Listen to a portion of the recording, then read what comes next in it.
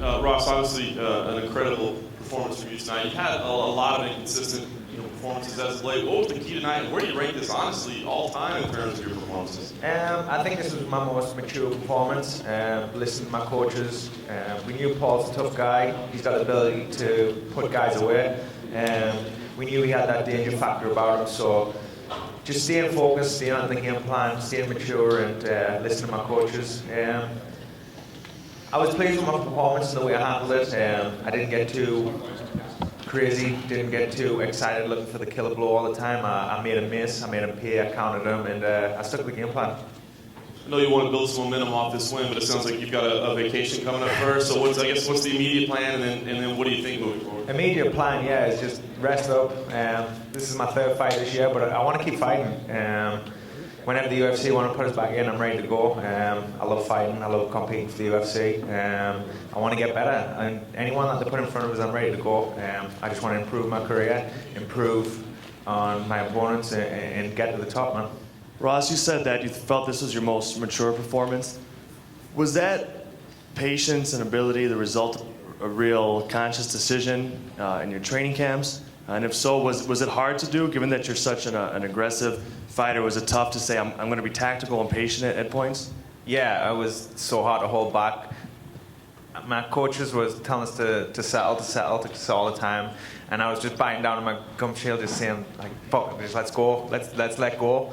But I kept my head together. I stayed focused. I was thinking a lot more. I wasn't just let's have it, I know Paul can finish guys, finish opponents, and I had to be aware of that. I didn't want to just go in there all crazy and get caught, It's happened before in the past, and, that's probably some of the reasons why I've gone win, loss, win, loss, win, loss, I get a little bit reckless at times. I get a little bit too eager to knock someone out, and that's probably my own downfall. So it was definitely hard to stay patient, stay relaxed, but it got the win, it got the job done, and we had a good fight. Ross, you paid Paul Felder an interesting compliment at the end of the fight, because you said you could see the two of you actually fighting a trilogy, which first of all would indicate that you could see yourself fighting another close fight, possibly losing a second one if you follow the logic, and then meeting in the third. I mean, I don't think I've ever heard a fighter say something like that. So my question is, what do you see in the matchup with him that tells you that you could be running into him a second time? Maybe that one might not even go your way, but it's going to be close, and then you may encounter each other the third time. Yeah, it's clash of styles. He's got power. He's got everything to do to take opponents out. I think if we put in an 8-week training camp, things could have been go a little bit different. I think I would have been a little bit sharper, a little bit more willing to exchange a little bit more. But yeah, it's just clash of styles and clashes of opponents.